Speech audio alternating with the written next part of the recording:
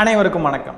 மே 4ஆம் தேதி தாவேக்கா தான் ஜெயிக்க போகுது, விஜய் அண்ணன் தான் சிஎம் ஆக போகிறார் அப்படின்னு நினச்சிக்கிட்டு நிறைய அணில் குஞ்சுகள் வாழ்ந்துக்கிட்டு இருக்கானுங்க. சமூக வலைதளங்களில் அவனுங்க போடக்கூடிய பதிவுகளும் அவனுங்க பேசிக்கிட்டு இருக்கக்கூடிய விஷயங்களையும் பார்த்தா நம்ம அதிர்ச்சிக்குள்ளாயிருவோம். அவ்வளோ விஷயங்கள் பண்ணிக்கிட்டு இருக்கானுங்க.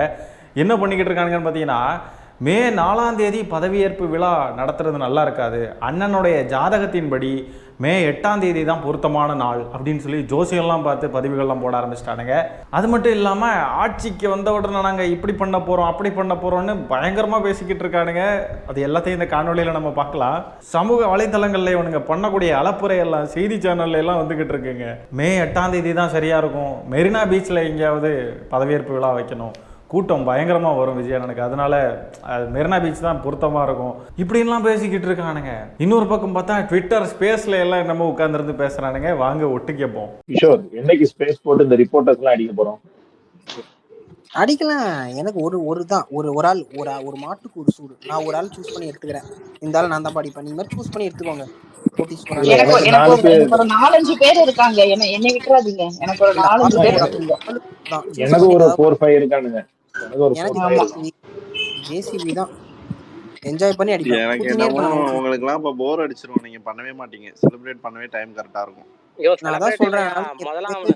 சந்தான சொல்ற மாதிரி தான் முதல்ல மச்சான் நீ கல்யாணத்துக்கு போ, எனக்கு முடிக்க வேண்டிய வேலை இருக்கு, அதுதான் எங்களுக்கு. இந்த கேடு கேட்ட ஊரு கட்டி அடிக்கணும். அது மாதிரிதான். கிஷோர், நம்ம செலிப்ரேஷன் கூட 2 நாள் கழிஞ்சு கூட பண்ணிக்கலாம். முதல்ல இவனுக்கு அடிக்கிறப்ப கூட நான் செலிப்ரேஷன் பண்ணிப்போம். முதல்ல அடிக்கிறது எனக்கெல்லாம் ஒரு 2-3 பேர் டயர்ட்லயே இருக்கானுங்க. இந்த லியோல இருக்காங்க, அவங்க எப்படியும் சப்போர்ட் பண்ற மாதிரி இருக்கு. ஒரு அப்படியே டயர் சப்போர்ட் அடிச்சு படிச்சிடறான். பயங்கரமாக பிளான்லாம் பண்ணிக்கிட்டு இருக்கானுங்க. சமூக வலைத்தளங்களில் ஊடகவியலாளர்களுடைய பங்கு ரொம்ப அதிகம். ஊடகவியலாளர்கள் அரசியல் ரீதியாக நிறைய கருத்துக்களை தெரிவித்ததெல்லாம் அணில்களுக்கு பொறுத்துக்க முடியல. அதனால் வன்மம் கொண்டு தெரிகிறானுங்க. இந்த ஊடகவியலாளர்களெல்லாம் நம்ம என்னைக்கு அடிக்கலாம், நம்ம விடக்கூடாது. செலிப்ரேஷன் கூட 2வது தான், முதல்ல இவங்களை அடிக்கணும் அப்படின்னு சொல்லிட்டு ஆளுக்கு ஒருத்தர் ஆளுக்கு 2 பேர்லாம் பிளான் பண்ண போகிறாங்க. எல்லாம் எப்படிலாம் பேசுகிறானுங்க பாருங்கள். எல்லாரும் போர் அடிச்சிடும், நமக்கு செலிப்ரேஷனில் நம்ம ஃபோக்கஸ் பண்ணியிருப்போம், அதனால் இதெல்லாம் நம்ம கண்டுக்க மாட்டோம் அப்படின்னு ரொம்ப கான்ஃபிடென்ட்டாக இருக்கானுங்க. செலிப்ரேஷனை கூட 2 நாள் தள்ளி வச்சுருவாங்களாம், ஆனால் அடிக்கிறது தான் முதலையாம். நானும் அந்த லிஸ்ட்டில் உண்டா?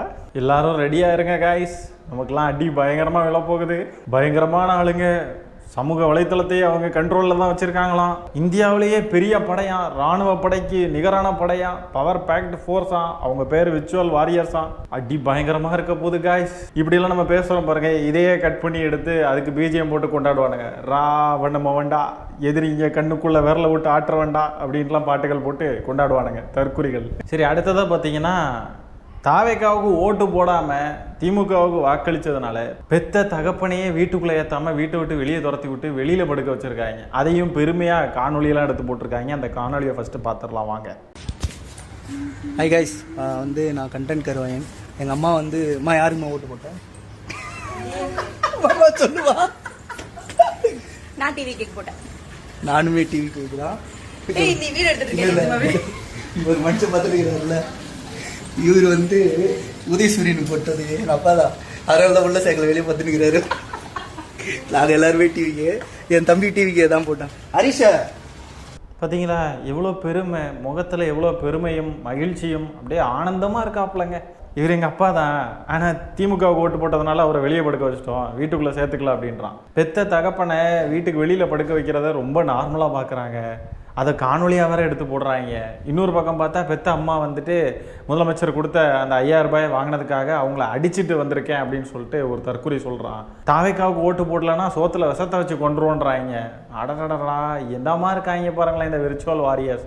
இவங்க தான் இராணுவத்துக்கு அந்த நிகரான படை, விர்ச்சுவல் வாரியர்ஸ். விஜயுடைய நெஞ்சில் குடியிருக்கிறவங்கெல்லாம் இவங்க தான். நல்லா இருக்காங்கல்ல. அடுத்ததாக நம்ம கூட சமீபத்தில் ஒரு காணொலியில் சொல்லியிருப்போம், இந்த அணில் குஞ்சுகளை ஏமாத்துறது ரொம்ப ரொம்ப ஈஸி அப்படின்லாம் சொல்லியிருப்போம். நம்ம கூட அதை பல இடத்துல பார்த்துருப்போம். விஜயோடைய புகைப்படத்தை பொறிச்சு ஒரு டிஷர்ட் ஏதாவது ரெடி பண்ணி விற்றாலோ, விஜய் மாதிரி ஒரு பொம்மை செஞ்சாலோ, விஜய் மாதிரி என்ன செஞ்சாலும் சரி, அதை வாங்குறதுக்கு இந்த தாவேக்கா அணில் குஞ்சு கூட்டம் எப்போவுமே ரெடியாக இருக்கும். இந்த அணில் குஞ்சுகளை இந்த இன்ஸ்டாகிராம் இன்ஃப்ளூயன்சர்ஸ் இந்த மாதிரிப்பட்ட ஆட்கள்லாம் பயங்கரமாக ஏமாத்துறாங்க, நம்ம ஏற்கனவே சொல்லியிருப்போம். இப்போ பார்த்தீங்கன்னா விதவிதமாக ப்ராடக்ட்ஸ்லாம் செஞ்சு விற்கிறாங்க. இந்த ப்ராடக்டை பாருங்களேன், அந்த இதில் மாட்டுறதுங்க, ப்ளக்கில் மாட்டுறது பாருங்களேன், எப்படியெல்லாம் ரெடி பண்ணி என்னெல்லாம் பண்ணுறானுங்க அப்படின்ட்டு. இது தற்கொலையில் ஏமாத்துறதுக்கு புதுசு புதுசாக கொண்டு வரானுங்க. அடுத்தது இங்கே பாருங்கள், குழந்தைங்களுக்கு வந்து ட்ரெஸ்ஸு விஜயோடைய ஃபோட்டோவை பொறிச்சு லிட்டில் ஃபேன் இப்படின்லாம் இது பண்ணி பார்த்தீங்களா, தற்கொலைகளை ஏமாத்துறது ரொம்ப ரொம்ப சுலபம் அப்படின்றது இதிலேருந்து நல்லா தெரியுது பாருங்கள். பேசாமல் நம்மளும் இந்த மாதிரி ஏதாவது ஒன்று செஞ்சு தற்கொலைகளை வச்சு நல்லா வியாபாரம் பார்த்து நல்லா கல்லா கட்டலாமா? கடைசியாக மே 4ஆம் தேதி என்ன நடக்க போகுது ஒவ்வொரு வீடுகள்லையும், அணில்கள் இருக்கிற வீடுகள்லன்னு பார்த்தீங்கன்னா இந்த காணொலியில் வர்ற மாதிரி தான் நடக்க போகுது. மனோ ஒரு டம்ளர் பால் வச்சிருந்தேன் காண்மனம் பாத்தியா? நான் தான் எடுத்துட்டு வந்தேன். எதுக்கு? பாய்சன் மிக்ஸ் பண்ணி குடிக்க போறேன். அரைஞ்சன பத்துக்க என்ன பேசிட்டு இருக்க? ஒரு டம்ளர் பால் தான் இருக்கு, எனக்கு டீ போட வேணும், நீ வேணா தண்ணியில கலந்துக்க. இந்த சீன் தான் நிறைய வீடுகளில் மே 4ஆம் தேதி நடக்க போகுது. ஆனாலும் பாவங்க, தற்குறிகளாக இருந்தாலும் அவங்களும் மனுஷங்க தானே, கொஞ்சம் கனிவோடு நடத்தலாம். பால் தானே, அந்த பால்லையே அவங்களுக்கு கலக்க விட்டுருக்கலாம். என்ன ஒரு 10 ரூபா வருமா, ஒரு 1/4 லிட்டர் வருமா, அது கூட வராதுன்னு நினைக்கிறேன். ஒரு டம்ளர் தானே, கொஞ்சம் கனிவோடு நடந்துக்கலாம். இவ்வளோ அரகண்டாக இருக்கக்கூடாது. அவங்க வேற ரொம்ப டிப்ரெஷனில் இருப்பாங்க.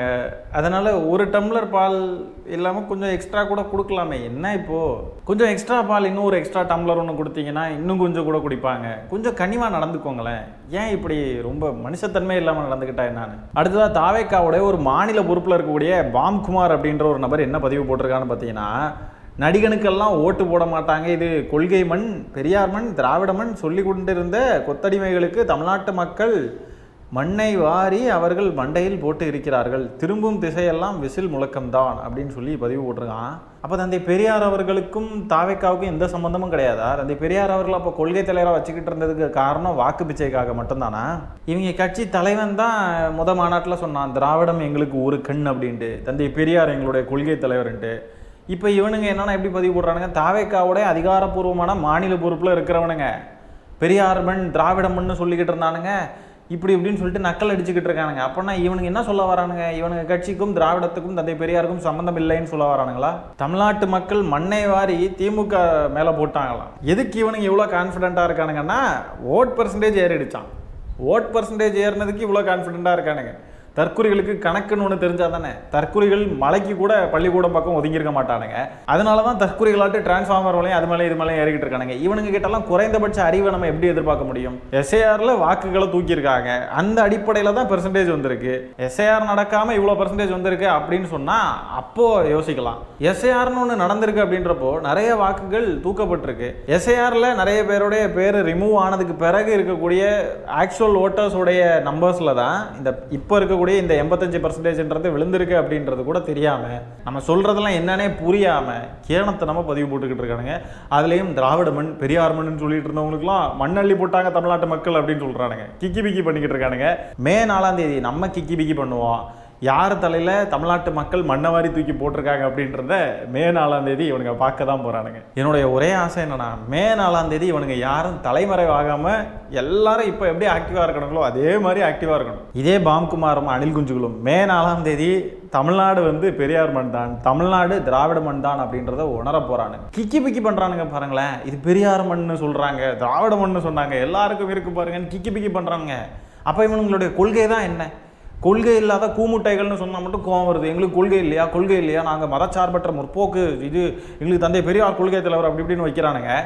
அப்படி உண்மையாலுமே தந்தை பெரியார் கொள்கை தலைவரை வச்சுக்கிட்டு மதச்சார்பற்ற சமூக நீதி கொள்கைகளை தான் ஃபாலோ பண்ணுறோம் அப்படின்னு சொன்னாக்க இப்படிலாம் பேசிக்கிட்டு இருப்பானுங்களா? ரொம்ப தான் கான்ஃபிடென்ட்டாக வானத்துக்கு பூமிக்கும் கடந்து துள்ளிக்கிட்டு இருக்கானுங்க. வானத்துக்கு பூமிக்கும் இன்னைக்கு கடந்து துள்ளக்கூடிய இந்த தற்குறிகள் மே 4ஆம் தேதி மண்ணுக்கடியில் போக போகிறானுங்க.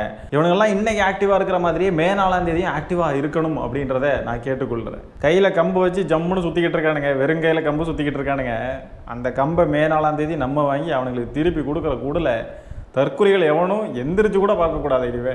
ஆனால் அழுவானுங்க கண்டிப்பாக. இது ஒரு கள்ள ஓட்டு போட்டாங்க, நாங்கள் வீடியோவில் எடுத்து வச்சுருந்த பாருங்க, கள்ள ஓட்டு போட்டுருச்சு திமுக, யாரையும் ஊருக்கு போக விடாமல் பஸ்ஸே வர விடாமல் ஆக்கிட்டாங்க திமுக, அவங்கெல்லாம் ஓட்டு போட்டிருந்தா ஜெயிச்சிருப்பார் விஜய். இந்த மாதிரி பல காரணங்களை கண்டுபிடிச்சி உருள போகிறானுங்க. ஆனாலும் நம்ம விடுறதா இல்லை. இவனுங்களை வந்து கருணையே இல்லாமல் அடின்னு அடித்து வெளுக்க போகிறோம். ஆகவே இந்த காணொலியில் நம்ம பேசியிருக்கிற விஷயங்களை பற்றி நீங்கள் என்ன நினைக்கிறீங்கன்றதை கமெண்ட்ஸில் பதிவு பண்ணுங்கள். இந்த காணொலியை நான் இத்துடன் நிறைவு செய்து கொள்கிறேன். நன்றி, வணக்கம்.